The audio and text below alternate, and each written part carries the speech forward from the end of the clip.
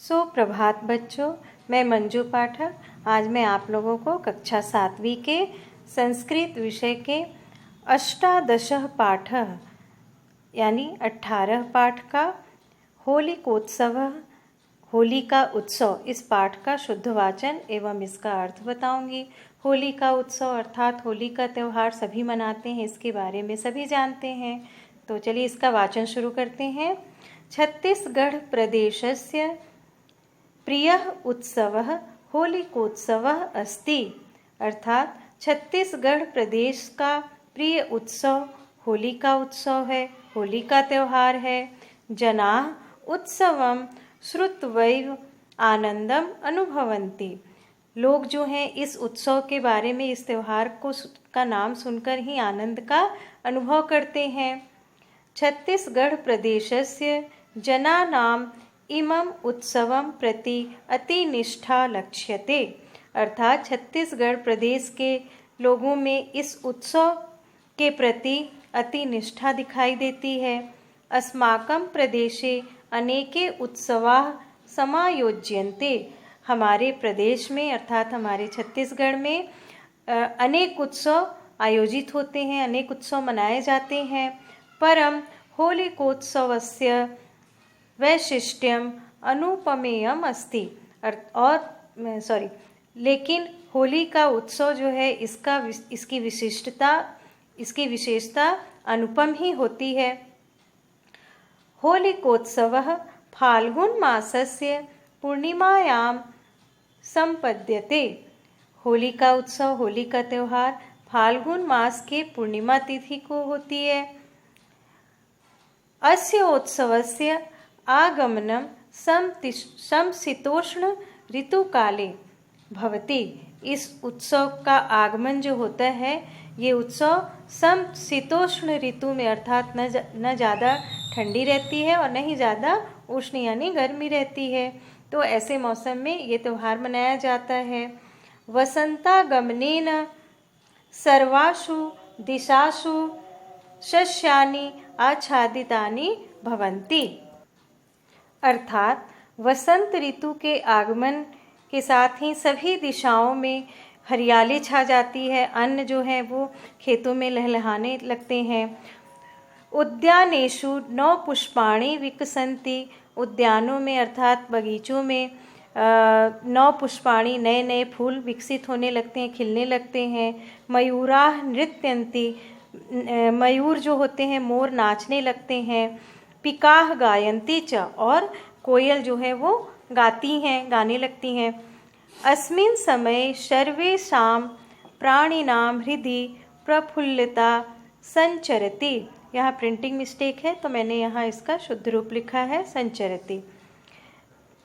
इस समय में सभी प्राणियों का हृदय जो है वो खुशी से प्रफुल्लित हो जाता है, यानी खुशी उनके हृदय में खुशी का संचार होने लगता है। छत्तीसगढ़ं कृषि प्रधान्य प्रदेशः अस्ति। छत्तीसगढ़ कृषि प्रधान प्रदेश है।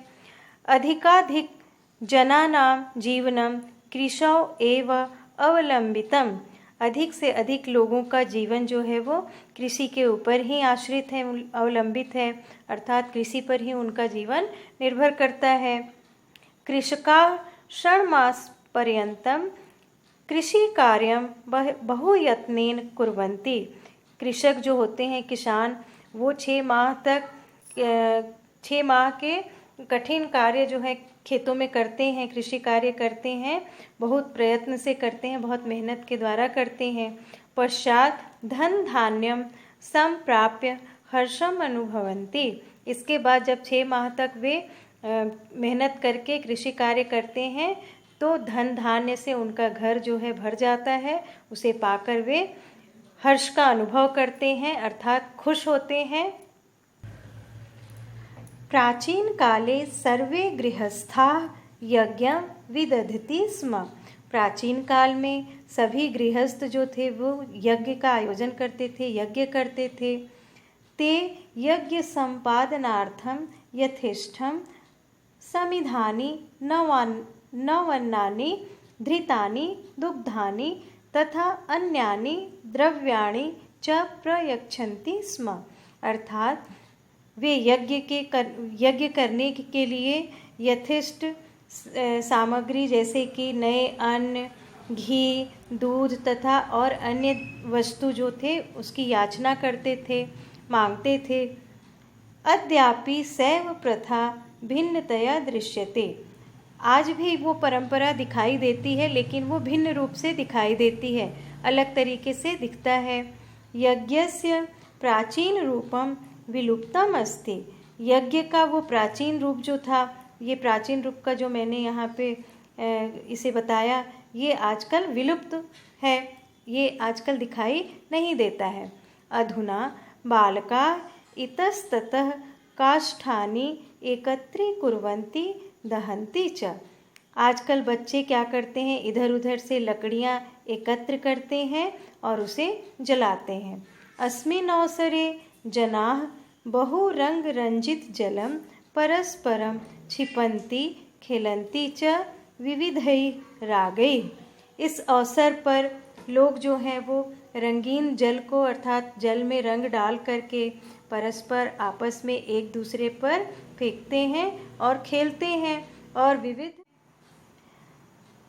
आबाल वृद्धा प्रसन्ना परस्परम मिलन्ति। बालक से लेकर वृद्ध तक यानी बच्चे से बूढ़े तक सभी प्रसन्न होकर आपस में एक दूसरे से मिलते हैं। सर्वे गायन्ति नृत्यन्ति च। सभी लोग गाते हैं और नाचते हैं, फाग गीत गाया जाता है इस अवसर पर। सर्वे स्नेहेन अन्येषां मुखेषु गुलालम मर्दयन्ति। सभी लोग स्नेह से अर्थात प्रेम से दूसरे के मुखों पर गुलाल अर्थात गुलाल को मलते हैं यानी लगाते हैं। फागगान माध्यमेन जनाः स्वसुखानि प्रदर्शयन्ति। फागगान अर्थात फाग गीत के माध्यम से लोग अपने सुखों का प्रदर्शन करते हैं, अपने सुखों को दिखाते हैं। यथा ते आनंदार्णवे निमग्नाः इति प्रतीयते। वे आनंद में ही निमग्न हो जाते हैं, इस प्रकार वे प्रतीत होते हैं। गृहेषु बहुनि मिष्टान्नानि निर्मितानि भवन्ति। घरों में बहुत सारी मिठाइयाँ बनाई जाती हैं, उनका निर्माण होता है अर्थात मिठाइयाँ पकाई जाती है। एका कथा प्रचलिता। एक कथा प्रचलित है। होलिका प्रहलादस्य पितृस्वसा आसीत्। होलिका प्रहलाद की पितृ यानी पिता की स्वसा यानी बहन थी, बुआ थी। सा प्रहलादेन सह अग्नौ प्रविष्टा। वे प्रहलाद के साथ अग्नि में प्रविष्ट हो गई। विष्णु प्रसादेन प्रहलादः न दग्धः। विष्णु भगवान की कृपा से, उनके आशीर्वाद से प्रहलाद जो है वो नहीं जला, क्योंकि वो विष्णु भगवान का परम भक्त था। होलिकैव दग्धा। और होलिका जो थी वो जल गई। अस्याम कथायाम असत्योपरि सत्यस्य विजयः भवतीति संदेशः।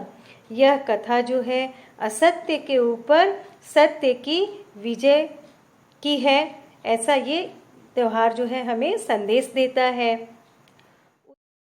उत्सवोऽयं स्वस्थं पर्यावरणं सृजति। अर्थात यह त्योहार जो है वो स्वस्थ वातावरण का निर्माण करता है। परस्परम सौहार्द भावम संवर्धयति च। और ये आपसी परस्परम यानी आपस में सौहार्द भाव को, मित्र भाव को बढ़ाता है। एवं आनंदस्य उल्लासस्य च अयम् उत्सवः सर्वेषां मनांसि रंजयतीति। अर्थात यह इस प्रकार से हम कह सकते हैं कि यह आनंद का और उल्लास का यह त्योहार जो है सभी के मन को प्रसन्नता से भर देता है। इस प्रकार से होली का त्योहार सभी को अच्छा लगता है। धन्यवाद।